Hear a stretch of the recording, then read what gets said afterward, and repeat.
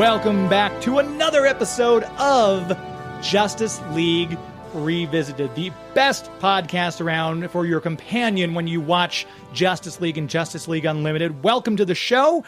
I'm joined, as always, by my wonderful co-host, the voice of Wonder Woman, Susan Eisenberg. Hello to you. Hello. And I like that it's a companion. That's a good thing that we're a companion to people because people are watching the show. It's streaming. People are watching it. They may have questions. We're here to answer those questions, right? I just saw a lovely comment on Twitter today that said they just found our show and they're in the middle of a rewatch of Justice League themselves. So they said, this is perfect. So that was so nice to hear that people are I always say each episode could be someone's first episode. We never know when they're logging on and joining this little roller coaster ride that we have going here. And the fact that people are still watching Justice League anyway, it's the perfect marriage of our podcast with a great, great, great cartoon show. Look at us. Look at us. We read the room and we figured out what can we do. Everyone has a podcast. Why not us? Right? And then, okay, so we're going to do a podcast. What should we do? Like, what do we talk about? I think this was a good choice. Yeah. What do you think? Yeah, this was. Yeah. So we should stay with it, right? We're staying with it for now. We'll see. We'll get to the end of this one and see how it goes. Okay. Speaking of this one, I hope you're ready to be dazzled by our guest today. And you are going to be in some pretty fantastic company, if I don't say so myself. Do you want to tell people who we have on today? Yeah, very special episode featuring the original voice of Wonder Woman from Super Friends, Shannon Farnon, which you're friends with her. I've had her on my show, and just a dynamic lady. Oh, she's so spectacular. And, the character playing Wonder Woman meant so much to her. She has so many stories and so much gratitude and humility regarding the character. And yet, propriety. I've talked to her about the character and, she feels, when we've talked about it, there's a sense of like, it's pride, enormous pride, but also like, hey, look at me. I mean, she played the character for 10 years. That's tremendous. And then I think she did one-offs of the character on Cartoon Network. And so it is a tremendous part of her biography. She has other things, obviously. She guest starred on practically every TV show out there. She did commercials. She did voiceover on camera. But Wonder Woman and being on Super Friends, I believe, is what she is known for today. And that's not a bad thing to be known for at all, especially when you're the company of Superman, played by Danny Dark. We have Casey Kasem voicing Robin. We have Olin Soul was Batman. And then we have Frank Welker, Michael Bell, and Louise Williams rounding out that cast. What I loved about it, too, when I looked, she played a bunch of different characters on Super Friends, because she also voiced Hawk Girl, which now she's the first Wonder Woman and the first Hawk Girl. But she voiced, obviously, because the style was back then that if you're contracted, you might do up to 3 or 4 voices in an episode. Each additional voice you'd get paid additional money for, from what I've been told. So that's kind of an interesting... Right. Yeah, it was the same when we did it, but you don't get paid extra for the additional voices. They get you for the Wonder Woman voice, and then they get 3 additional voices for free. Okay. Gratis. If they go beyond that, so you had to play all these, okay, so there's, a phone operator here, there's a paramedic, and you just jump in and you pretend to be that person while you're doing Wonder Woman. So she said, she loves doing all that stuff. I mean, I know her pretty well, and any chance she could be a character, she was game. So I'm really looking forward to this because we've talked about Wonder Woman. She has done Comic-Cons with me, and we've had lunch. I've been to her, lucky enough to, been invited to her home. I've met her papa. But I haven't had a in-depth conversation about her career. So I'm really looking forward to this conversation. Yeah, I think she's going to have a lot of insights. I think it's going to be a spectacular conversation. So with that said, I feel honored because I'm the thorn in between 2 roses. We got 2 Wonder Woman joining us on the show. Obviously, Susan here with us, but now we've got the OG Wonder Woman, Shannon Farnon. Thank you so much for doing this with us today. Well, you're welcome, but what does the OG stand for? That's all the kids are saying. That means the original gangsta. That means you're the. Oh, now I really know how old I am. Yeah. The OG, it sounded so industrious, Illustrious. Well, all I can say is gray hair. There's two of us here. That's double whammy day. It's exciting. It's exciting for us to have you on. In fact, I was telling you before we started recording that this came about because we're doing our show on the Justice League and Justice League Unlimited. But when we started, there were a few people that we just wanted to interview. James and I were like, we want to interview Shannon. And I said, well, puff, puff, I happen to know her. And let me reach out to her and see if she's willing to show up on our podcast. And lo and behold, there you are in all your beauty. Now, the fans can't see you because this is audio only, but I have to tell the fans. They've seen enough already. Yeah, well, I have to tell the fans, this woman doesn't age. She is as spectacular looking as she always was. She is such a beauty, this woman. And wow, as I said to you before the show started, you do the character justice. You are just beautiful. Beautiful. Well, I'm blessed. I have to say I had two beautiful parents. I've been lucky. I still have my original face, which in Hollywood is a big deal. I can go to lunch in Beverly Hills and I'm not looking like this. Yes, true. So far, I'm not against plastic surgery, but I'm glad I don't want it and don't need it. You really don't. My gosh. Wow. Speaking of family, one of the things that was so interesting to me when I met you and when you've had me to your home and just getting to know you and talking with you was you come from a show business family, which very few people are lucky enough to do. That's where you have to say, now, is that a blessing or a curse? Absolutely. I have no idea if it's a curse because it's too late to figure that out. Mm-hmm. But I'm honored to be a member of the Farnon family. I will tell you that. It's just they kind of went in different directions. My mom was the only one that was in film, and that was a short period of time from 38 to 40.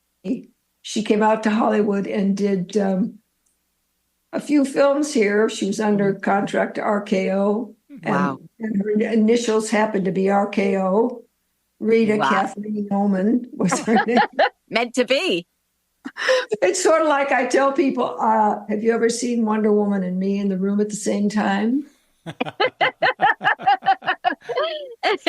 So, and she married at the time, a sax player, the reed instruments in the band. And he really did quite well, as did his two brothers. His one brother, Robert Farnon, was a classical composer and orchestrator and conductor for many great singers, as well as a film composer. His youngest brother, my dad was the eldest, his youngest brother, Dennis, was, what's the cartoon? The dog, help me out here. Scooby-Doo? I'm having a seat. No. Marmaduke. Before Scooby-Doo.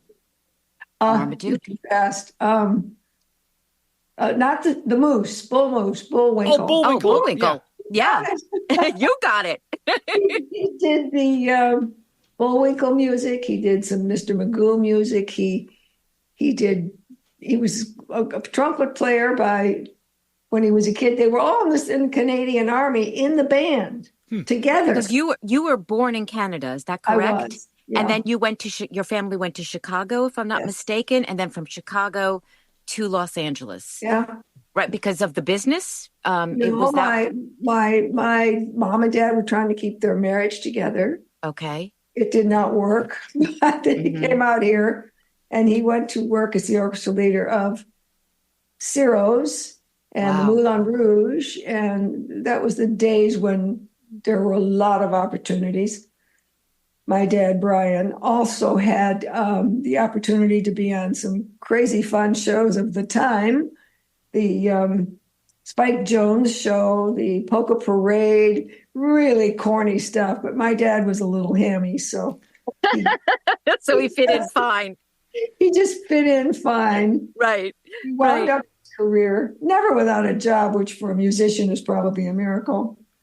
He wound up his career at Harris Club as the conductor. 30 years in Lake Tahoe. Wow. 30 years. Yeah. Wow, that's a steady gig. He was a steady gigger, believe me. You know, that's interesting because so were you, and so are you. Yeah, And yeah. you said in an interview, and I just love this. You said, "I'm not a snob about the work. I'll take the work. I want to work. I've always felt privileged to have the jobs. So Yes. if it's animation, great. If it's voiceover, that's terrific. If it's Yeah. on camera, great. If it's a commercial." And I love that spirit. I love that it's all show business. It's all part of it, and it's all a paycheck.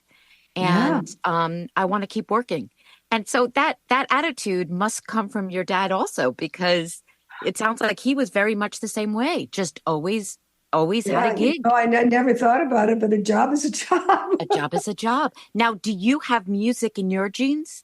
Did I you do. ever think about performing as a mainstay in your career? Well, a mainstay. Well, when I was in my early 20s, a girlfriend and I had a song and dance act. Wow. And we joined a group of troopers called the Joy Healy Dancers. And we went up and down the West Coast and opened clubs. Again, there were lots of clubs, opened clubs for the bigger acts. We do funny stuff like There's Nothing Like a Man instead of Nothing Like a Dame, and just entertainers. And I had all the classes as a kid, the dance, everything. I was a classical piano player for 17 years. Wow. But thinking of doing it as a full-time thing, I don't know. I just kept doing things. I don't think the master plan was set yet until I got into high school and joined the theater arts department. And then you found your way. Then you found your home. Yep. Yeah. And we should mention you have two sisters. Yes. One of them has passed away, but you have two sisters who were also in the business. Oh, yes. So, could you talk a little about your sisters? Yeah, I'd be happy to. Great gals. I'm the eldest, like my dad, and then I had a 13-month younger sister, and her name was Charmian. And they used she and my sister Darlene, who's 9 years younger, used the last name of Carr, Carr, sort of like a pig in a poke when you're picking out names at a studio. Is that how it happened? Really? That's how it happened. Yeah. Okay. I love it. Okay. So Charmian always, from the beginning, kind of wanted to be a decorator, and she was a very good decorator, wound up a decorator. But in the interim there, she, through friends of my mom's, was cast in The Sound of Music, the film, and played Liesl, and obviously was quite good at it and also talented. And she became the quintessential Liesl for The Sound of Music. And she followed it up with another film with Tony Perkins, a charming film, Sondheim story called Evening Primrose. If you get a chance to see it, it's just lovely, lovely, very etheric, beautiful music. And then I pushed her a little bit to do some commercials. She was out in LA after all. And she did a couple, and then just sort of, they got in the way of her decorating calls. But she's forever in so many hearts as Lisa. Oh. That classic. And even now I can get choked up thinking about her in that role because it was magnificent. She was magnificent in that part. Beautiful, sung beautifully. And you want to hear a coincidence story. And James, do you? Of course.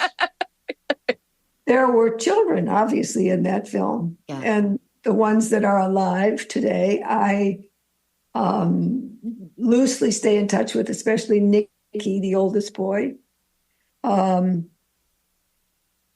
Charmian was cast, and one of the sisters is our first cousin. Huh. Oh. We did not know this. Her last name was Menzies, Heather Menzies, who has since passed away. Okay. My grandmother's name is Elsie Menzies. We're cousins. Yeah. Wow. So that's quite a coincidence. Now, I mean, Very much so. Two of the kids cast in the family, cousins. Related. Yeah, that's wild. And then your sister Darlene. My sister Darlene has a terrific career behind her. She started as I guess she was 13, 14, 15, in a Canadian series called The Littlest Hobo. She has a magnificent singing voice, really should have, had she had the guidance to do it, she would have done beautifully. I mean, there was nothing she couldn't sing, no range she couldn't sing in. And to this day, she sings. She lives out of LA, but she sings in the local community things. And occasionally she's asked. She's great. What can I say? Very talented. She was in Streets of San Francisco. Streets of San Francisco. And she played, she Go for it. She was a series regular. I mean, she was Carl Malden's daughter. And I watched that show. I revisited that show, if you will, with my partner, Mark. We're diehard fans. And I have to tell you, hardly a week goes by where my partner, Mark, does not bring up your sister because he has the biggest crush on her. Oh, she'll be thrilled. He went through her IMDb page, and I think he watched everything she was ever in. And when I told him that when I discovered the connection between you and Darlene, Mark was like, he said, so this is, I'm practically, I know her then, right? This is like 3 degrees of separation with Darlene Carr. I'm like, yes, Mark, yes. That's so sweet. She's lovely. And she is so terrific in that part. And she and Carl Malden have the most wonderful chemistry. So please tell her that there are fans still, I mean, the show is on all the time. And she was the voice of Mowgli in Jungle, not Mowgli, the girl, the little princess, in Jungle Book. Okay. She did that voice. So she's now occasionally appearing for the Disney things for that. Oh, nice. Wow. Yeah. Her IMDb page is quite something, I have to say.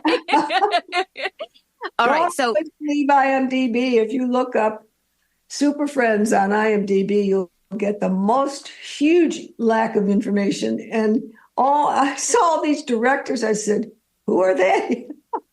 Well, I was astounded at the misinformation. Well, Mark and I have also, we love watching classic television shows. So we have seen you quite a bit as well. I mean, can we just talk about some of your credits, please? Can we talk about It Takes a Thief, Night Gallery, Ironside, Quincy, Love Boat, Dragnet, I Dream of Jeannie?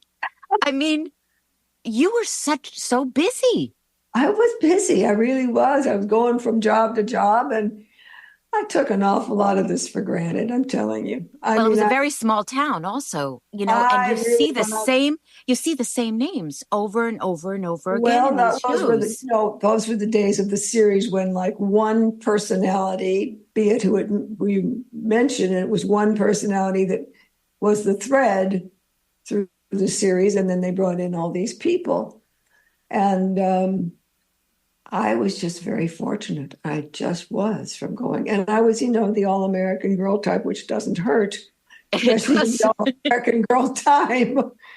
I just was very fortunate. And as I say, I would take it all for granted. I'd go home. I wouldn't even keep the scripts. I'm sorry. I just, not the way I traveled. I just did the job, loved the work, went home, did the laundry.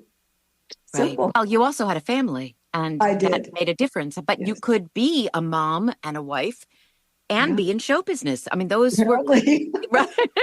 Go shoot your I Dream of Jeannie episode, come home and fix dinner.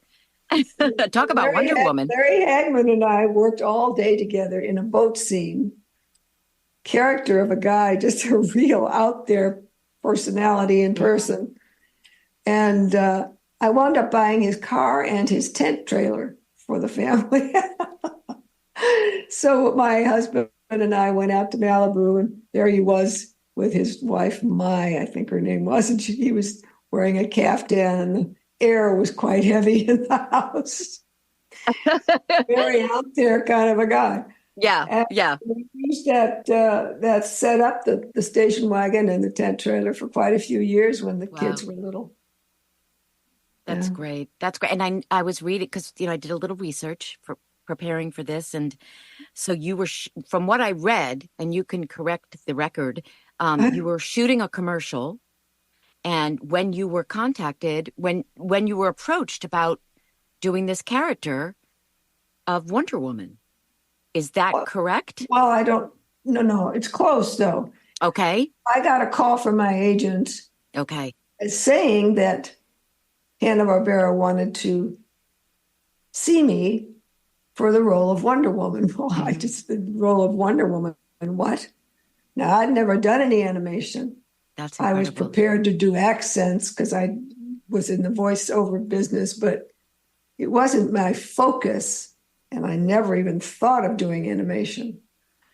So I thought they were just teasing me, and finally figured out, well, okay, turns out that the director, which we had for quite some time, Wally Burr, was my director on a commercial prior to this for Hanna-Barbera. It was a Flintstone vitamin commercial. Okay. A live action thing. So we got to know each other that way. And I thought, oh, how about that? So you understood the connection, why you were getting this call to Well, at least I knew where it came from. Right. Yeah. So, James, there are so many questions about Wonder Woman and Super Friends. And I also want to give you a chance to talk, James, because I haven't let you say a word. I've been hogging this whole conversation. That's what happens when two people know each other. You're kind of left out. Sorry about that. But James, you posted that Shannon was going to be on our show. And then the questions flooded in for her, and mostly about Wonder Woman, although there were other questions too. But can we talk about how long this, let me talk about her like she's not here for a second. Can we talk about how long this woman played the character? 10 years total. Yeah. 73 to 83. That's amazing. You were literally, before Linda Carter ever came on, you were the first Wonder Woman, Shannon. So that's amazing. Yeah, that was what was really kind of exciting about doing it, because I didn't have to do research or study, because this was it, folks. So it was basically the director and me. And so where do we go with this? And playing with it a little bit. And he just all of a sudden came on the thought, now I want you to do it the same way, but take off your shirtwaist dress and put on your boots. So I got to thinking that's a very specific direction. So what I went for, and pretty much stayed with, although you always play with it, was a female, but the ultimate in strength in a female. Not muscle bound like you see sometimes the crazy guys start drawing her. Not at all muscle bound, but the strength that is throughout, in and out, that comes across as a powerful woman. And I kind of was a powerful woman anyway, if I might say. I've always felt strong and powerful, self-contained, capable of doing anything. I talked myself into a life. Yeah, for sure. For sure. So that's how we started with her. And then they sent it, of course, to the network. The network approved, and that was that. For that audition for getting the part, was that just you and the director working on the character? Did you have any reads with any of the other voice actors at that time, or not yet? No, just the two of us. And of course, then I learned, gradually you realize, oh my God, I'm working with the most talented people. And I just sort of, I remembered something my mother told me years ago when I was going into the theater end of it. Never be afraid to make a fool of yourself. The very words I live by, Shannon. But it's such an important thing for an actor. And you have to leave your self-consciousness at the door. You just do. It's like ego, self-consciousness, leave them outside. And I think the best actors are the ones that are Free. are the freest, right? And not afraid to look like an ass or to get it wrong sometimes, you know? Yeah. How many times have you been given something and you just try something and the director will say, well, you know what? It's not exactly what we're looking for, but let's try something else. And you're like, okay, but you have to be willing to try and fall But on your that's the face. last thing, because most of the time that doesn't happen. So, and I'm very guilty of not taking more risks on an audition situation, going for what I think they want as opposed to something that I just sort of let loose of. I'm very guilty of that. Well, I imagine a lot of actors go through it. Well, can you talk about that a little bit? What do you mean you're guilty of that? Can you share with I us? wish, as I look back, Mm-hmm.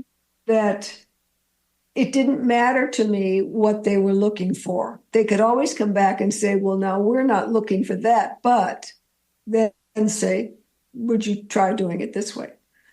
I think one should go into an interview trying to give them something that they don't expect. Now, I don't mean craziness. I mean something that fits with the character that you're working on. I took a safer path and probably didn't get a lot of jobs because of that. Interesting. No, that's as honest as you can be. I think you and I are alike in that way then, probably. You know, when you look back and you think, could I have been braver or could I have done it differently?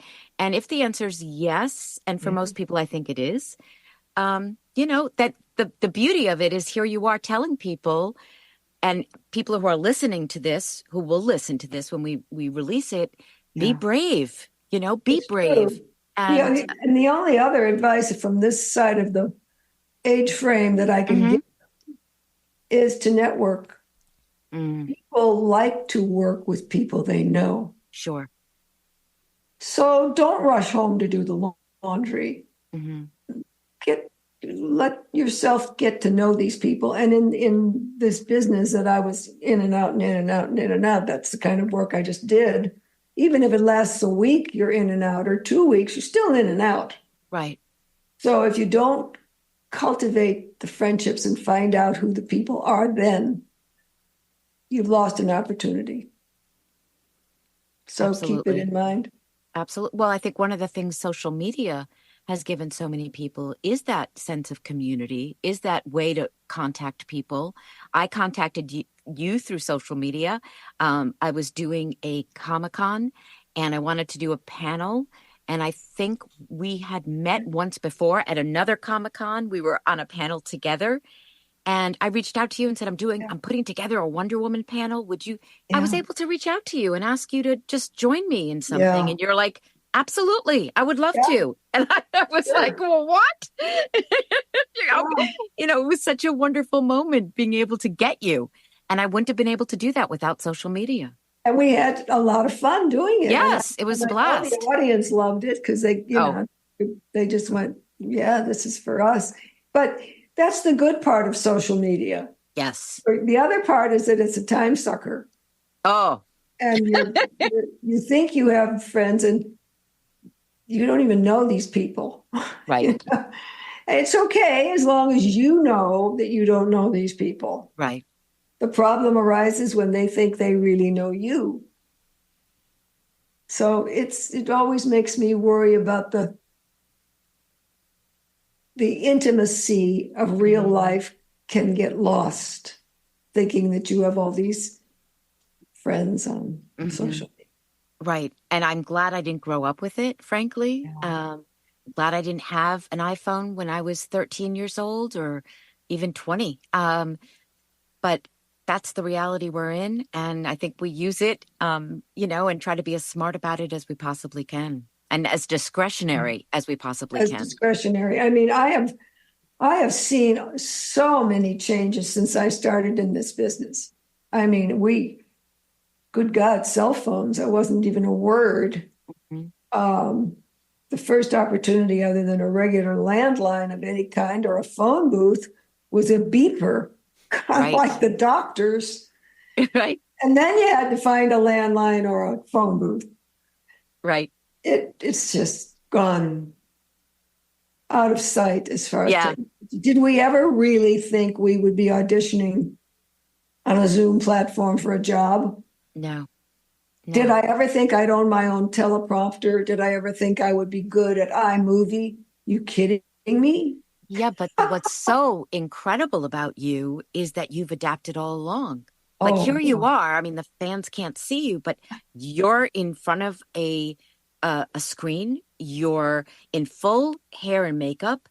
Um, you're lit like so well, professionally. very quickly and not professionally at the moment, but Well, that's but it looks I mean, to James, I mean, it looks very professional to me. So, that's that's more than most of our guests have done. well, it's sink or swim in this business. It Yeah, it always is. has been, Sure. but it's more so now for a person who's not interested in technology, Hmm. for a person who doesn't. I mean, I'm just too curious not to learn about the technology. See, I I knew got you were going to say the word curious because that's what when I've chatted with you, you have such curiosity. And of course you're going to try to figure it out. Damn it. You're going to figure yeah, it out. with a bulldog through it, right? Yes. Yes. Yeah. Oh, that's great. Oh, that's great. James. Your turn, James. James, are you there? I am. Sorry, James. Um, do we have a couple of questions that you'd want Absolutely. to? Okay, good. Yeah, we've got several questions poured in from Twitter. We have, and I apologize if I'm mispronouncing it, on Twitter at Majin Tenshi wants to know, Shannon was my OG one. OG again. See, he used There it OG is. also. Super Friends as a kid. Would you be open to reprising the role? And I know you've done some stuff for like Cartoon Network and Robot Chicken and stuff like that, bring it back. But if there was a new animated series, would it be something you'd be interested in going out for, taking on the role again? You said you were proprietary over it. So is it still yours, even though it's just you and me talking? Susan can't hear us right now. Well, we could always do it together. That's She right. could do the younger version, and I could do the older Oh, version. God bless you, the younger version. And we could have been, listen, there was a missed opportunity with the I Wonder Woman know. movies. They should have had us, a little voiceover. I would have been happy with a voiceover. Voiceover. I should have been one of the Aphrodite Yes, people. you should have. Like, Yes. come on. Yes. No question. I would have been happy with a voiceover. You should have been one of the Aphrodite. Yes, absolutely. The Hippolyta doing hitting everybody with a whip or something. Something. My God, what a missed Yes, opportunity. I would certainly reprise Wonder Woman, although I can assure you that is not going to happen. But it's lovely to be asked. It's fun. Yeah.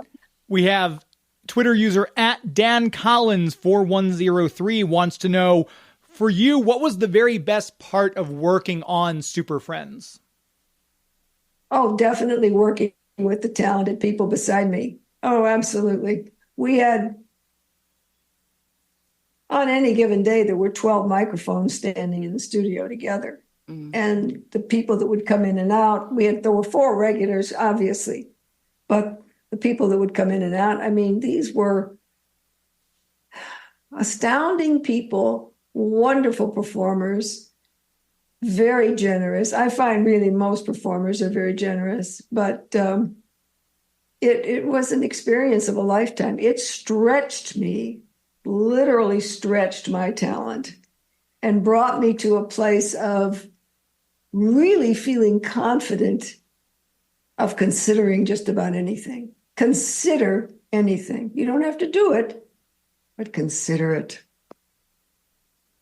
And we have at Zachary L. Diamond, did you have a favorite episode to work on? I'm not sure. I mean, I'm doing it for 10 years. I'm sure at some point they probably all blend together, but do you remember a specific moment or a specific episode where just kind of resonated with you on a personal level?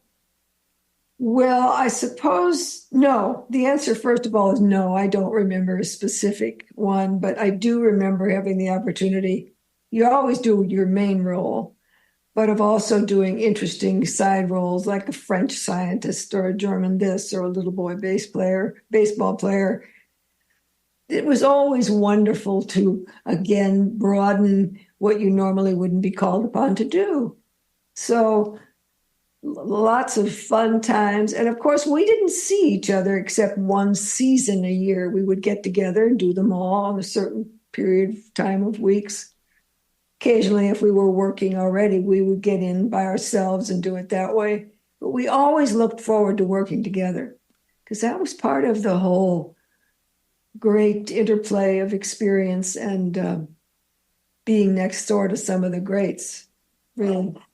And just like with Justice League and Unlimited, you were all together in the recording studio. So it was the series regulars and all the guest stars. Yeah. I mean, that had to, like for us, I mean, that those memories stay forever. Just being that energy.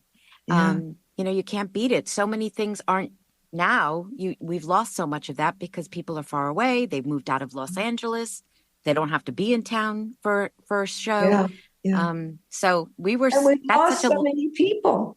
So many people that I worked with are gone. They've died. Wonderful, lovely people.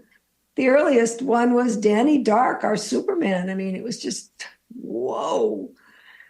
Young man, talented, there's just so many stories, but not all of them are happy. They just all were great experiences. Well, that's life, right? I mean, it's not all happy, but there it is. I mean, there's joy and there's the sorrow of losing these people. Yeah. And, but to have that in your memory bank. Yeah. And to get to my age, you start saying goodbye to a lot of people. Yeah. You really do. Believe me, it is. One of those people we lost was obviously one of the original cast members, also Casey Kasem. Who was I knew him when I was little. He's whenever I think of a countdown on the radio, he's the voice I think of tuning in, for the top 100 countdown. Working with someone like that, and then you also had Frank Welker coming in. It's just I can't imagine. I would have loved to have been a fly on the wall for some of those recording sessions, Shannon. Oh yes, Frank is one of the most talented voiceover people I've ever met. And the most modest. Casey was a gentle giant. I knew him with his first wife. I knew him with his second wife. He was very involved in the Lebanese community and doing fundraisers for them. His demise had a lot of stories around it, and I wasn't close enough at that point to know if any of them were true, but I hope not. Casey deserved the best. He's one of those voices I'll always remember. A lot of those people I worked with on camera before I ever got the part. So that was always fun to meet somebody that you've already worked with. We have at JG Van. Oh, I'm sorry. The Twitter handle is at JGrantPeace3. What was your favorite thing about Wonder Woman? Not necessarily voicing the character maybe, but what was it that about the character itself that you resonated with you on a personal level? Sure. She represents, or did, the way she was written, the finest of ideals. Taking care of the problem, but with strength and dignity and compassion, not with bullets. Just being heart-centered and yet always strong, always looking for another peaceful way to do something. And of course, we got lucky in those days. Every episode was a happy ending. Which we need. I so appreciate that. Yes. Please give us some happy endings. Yes. We need them. Absolutely. And we need that episode where truth actually, prevails. I mean, we want justice prevails. And when in that fight, good versus evil, good wins. More of that, please. I tell you, you can quote me. I wish I could walk around with that magic lasso and rope an awful lot of people to tell the truth today. You and I both. You could just stand in Congress. There's about 535 people who would like a truth lasso around them. If if only. Because if only Shannon and I would be in Washington right now. Hop on the invisible jet. I love the images of Wonder Woman and Super Friends and the Invisible Jet. That is so Yes, glorious. I And I know. think there was an episode that I watched, and you said something about how you locked the keys out. You locked the keys inside the Invisible Jet, and I laughed out loud at your delivery. So it was so like, yeah, well, I lost, left the keys. It made It me laugh happens. so hard. It happens. It happens. That's But great. it's some of the stuff was so funny. You can imagine for us who had to say those things and realize the ludicrousness of some of it, but that's what made it fun. Yep. And it's also, I mean, people cherish the show. Oh, yes. I mean, it's still alive for so many people. And of course, with YouTube and, all the ways to see these things now, the streaming services, it's important to people. I mean, when I was watching a few of the episodes before you were going to be on, thousands and thousands and thousands of people have watched these episodes. I mean, not Yeah. like 500.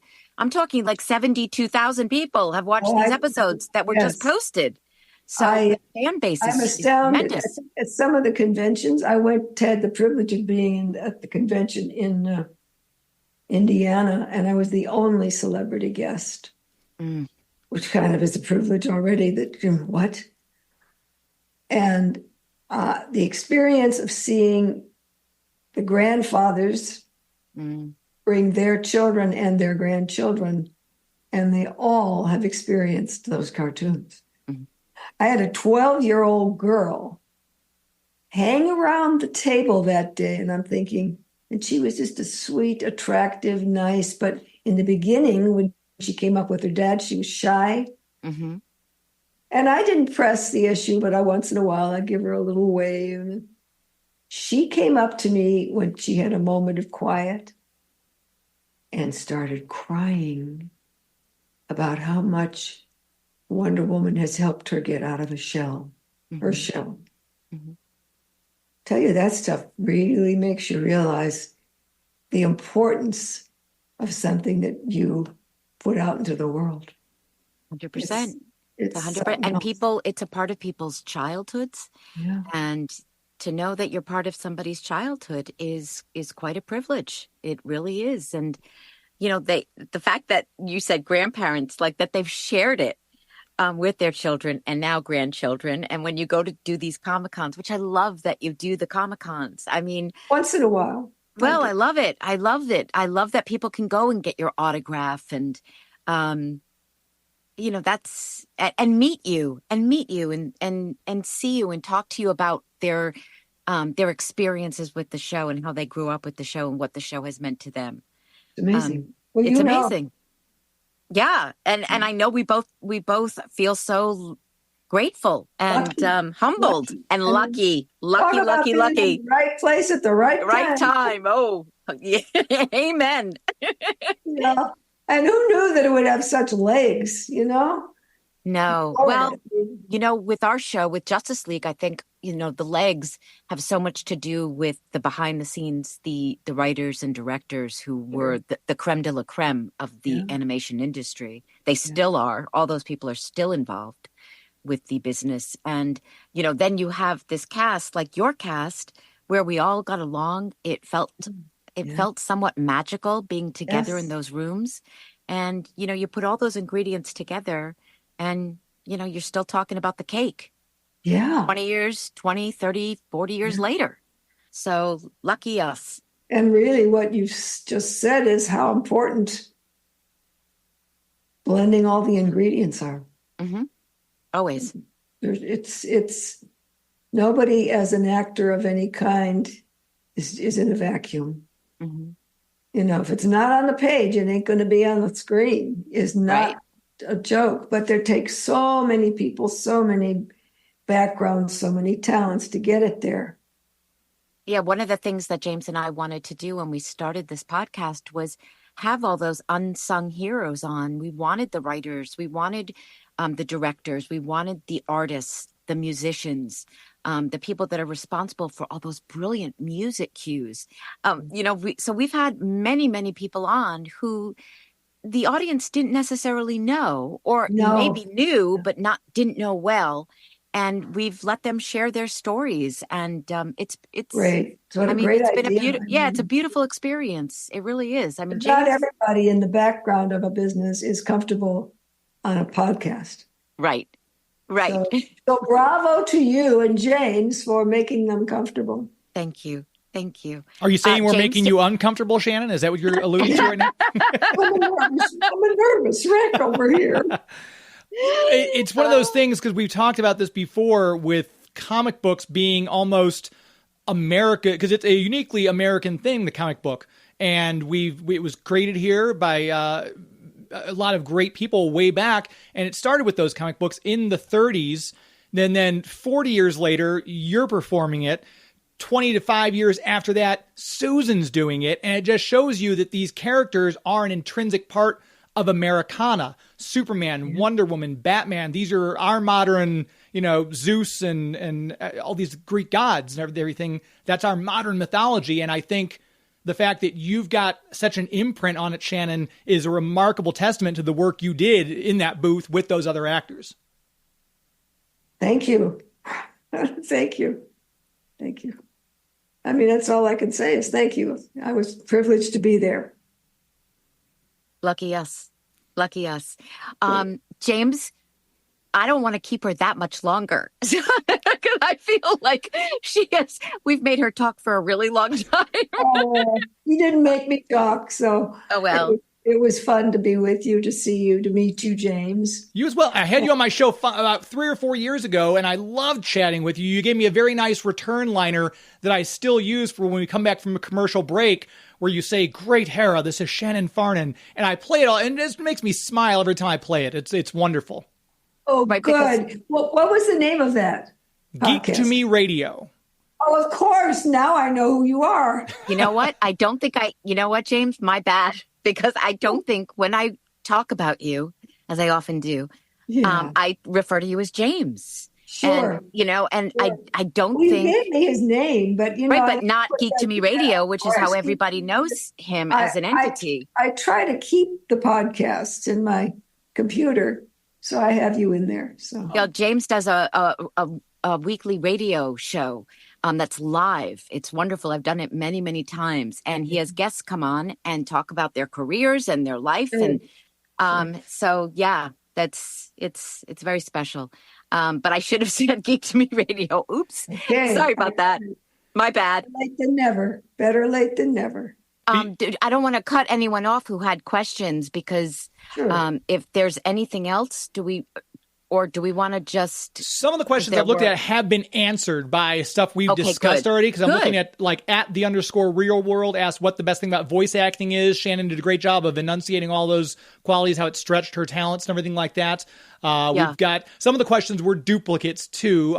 Steely Dill asked a duplicate question. So all of you on Twitter, we have definitely seen you all. Some of them have already been answered by stuff that Shannon has addressed, and then some of them were duplicates. So, but we love all the questions. Thank you for those. And Shannon, if people want to reach you,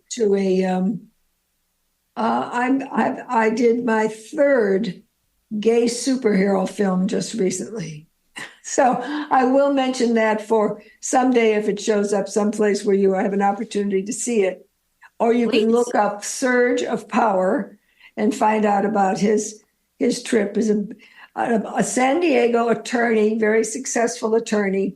And this is his passion, to bring a gay superhero to the film world. You play Mavis. And I started out as just Mavis, and now I'm one of the big monkey mucks, the Hippolyta type scene. So I'm now wearing my robes. But it's not animation. It's live action. Wowza. With a lot of, one of them is, the last one I did is still in the editing process because of the graphics. So. Okay. Well, so if people want to reach out to you, if people want to know what you're doing, what's the best way on social media? What's your hand? Okay. So tell people how they can find you on Facebook, under what name? Shannon Farnon. Oh, it's simple. You Google Shannon Farnon and the Facebook page will come up. Okay. And you're on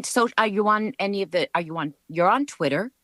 No, not anymore. Not anymore. Okay. On Instagram or anything like that, or primarily Facebook? Primarily Facebook. Okay. YouTube channel I have, which is look up Shannon Farnon. Actually, Okay. that one, well, you'll find it all under the Google of Shannon Farnon. Okay. Terrific. YouTube, Facebook page. Okay. I'm here, folks. She's here all week, folks. Just waiting for the next job. Yeah, well, listen, your mom and dad would be so proud. That's all I can tell you. I Oh, mean, they did good. They did good. So we thank you so much for doing this with us. It's my just been pleasure. been such fun. And you are just the loveliest of people. Thank you for doing this. Thank you Well, so much. You're both very welcome, and also the loveliest of people. Very heart-centered. I appreciate it. Oh, thank you. Thank you. Okay, well, if for anyone who wants to find her, she's told you how you can find her. Google. And Google her, for God's sake. And just thank you, and you just take care. Bye-bye. Bye, Shannon. How lovely was she? I mean, really lovely. Really, really lovely. I feel bad for intimidating her like that, though. That's on me. I'll work on that for next time. Yeah, you were, wow. They just kept coming. The questions, it was like an interrogation. I know. I'm kidding, people. Yeah, sorry I dominated. But I think because we know each other, like she said, there's a familiarity there that just felt, it was like seeing a friend. It was just so sweet. Yeah, no, that was great. And just listening to her, how she got her start and her family background and everything like that. And just that's one of the things you pointed out. And I'd made note from going all the way back to the 60s. She's worked consecutively every single decade, because you can look at her. That's impressive to have. So impressive. Was that almost 7 decades of work? I'm not good at math, but yes, 7, whatever. Yeah. Just such longevity, and, that work ethic, which is, you just keep working, and there's no snobbery attached to it. Like, if it's a commercial, great. If it's, on camera, great. If it's animation, great. So this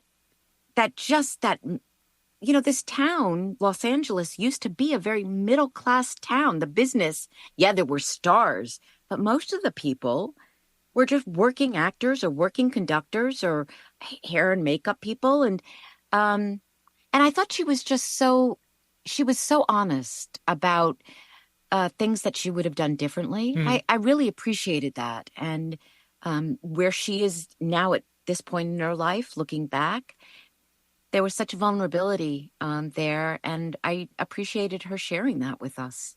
All the qualities you'd want in a Wonder Woman, I got to say. Humility, vulnerability, nobility, work ethic. Yeah. And gorgeous. My God. I mean, the fans can't see her, but she's such a beautiful woman. And she really is. So, yeah, I couldn't. I love that we decided to do these one-offs where it's only about people we want to talk to. We almost need that 80s voice, like, next week on a special episode of Justice League Revisited. And we've got, right. We need that. No, I love it. I love when we can do things that just are for our fancy, really. And I think that it'll be for other people's as well. I think people will be overjoyed with this episode. I hope they will, because she's very special. Yeah, I had Wonder Woman trivia. I was going to quiz you both and see who did better, but we held off on that part, which I think was smart. It was okay. It's very fun, though. Very fun to have 2 Wonder Women in one show. Come on, where else are you going to get this? Pretty great, right? Only here. And when I reached out to her for those Comic-Con appearances, I so respect the history of the character, like you talked about, from the comic books to the animation to the live action cartoons to the live action films, video games. And I think when the character of Wonder Woman is celebrated, I think everyone who is attached to that character, whether it be voiceover, on camera, artists that created the most magical images for us, or writers, comic book writers who wrote these engaging stories, everyone needs to be part of that narrative. And one of the reasons I invited her to be part of the panel was because how do you tell Wonder Woman's story without her and without the artists and the writers and all of it. And it was just such a privilege to have her on that panel. We did that, I believe, for Wonder Woman's 75th. Okay, it's about three birthday. 3.5 years ago, 4 years ago, something like that, wasn't it? It feels, it was longer, 41, I think. 41 with 21? I'm not good at math. All right, never mind. We'll sort it out later. I'll get my abacus out later. It's all right. But that was a good one. I think this will be a real treat for the fans to hear. The OG voice of Wonder Woman. And now she knows what OG is, which is, so look what you did. So now we just got to get Linda Carter on at some point, and we'll be. Oh, do you think she would do it? Maybe. You sound like Dan Reba. Sure. All right. Well, it can't hurt to ask, right? That's my motto. So maybe I'll, DM her, and ask her if she'd like to join us on this podcast, because that would really float our boat. I mean, that would be huge. Yeah. Yeah. And then the next one, Gal. You can DM her too, right? You guys are buds. I've seen the pictures. Okay. There's one picture. I love how you said pictures, but there's one. But yes, I've been lucky enough to meet Linda. I've been lucky enough to have met Gal, and they're both wonderful. Wink, wink, if I may make a pun. And who's going to stop me, right? You? But I have no power. Anyway. Hey, you're reading the questions from Twitter. That's a power. That's true. That's true. Right? I'm reading at a 7th grade level. I gotta pat myself on the back for that one. Well, listen, I'm thrilled and delighted that we did this. And as we wrap up today, do we have anything else that we need to share with our listening audience other than please subscribe to our podcast? Please leave a review if you're enjoying what you're listening to, because we want to hear from you, and we need the numbers. I mean, that helps us build our, what is it? Search engine optimization. Yet. Thank you. Look at you. That's what we want. Yeah, that's what we want. So how we get that is from sweet people like you subscribing and leaving reviews and letting people know you're listeing to us. And I want to say that the least you could do is leave a review, because Susan and I, we don't get paid. This is a passion project. We're not doing this for money. We're not putting this podcast behind a paywall or anything like that. So just if you appreciate what we're doing, that's a free thing that you can do, is leave us a 5-star review, share the podcast with your friends, because that's, it's all about sharing the love. Well said. Well said. But I am getting paid. It's probably awkward. Yeah. Now it's probably awkward. Yeah. I'm kidding. I'm not getting paid. Neither one of us is getting paid. We do it because we want to and because we love it. And we really do love it. I mean, we love it. Yeah.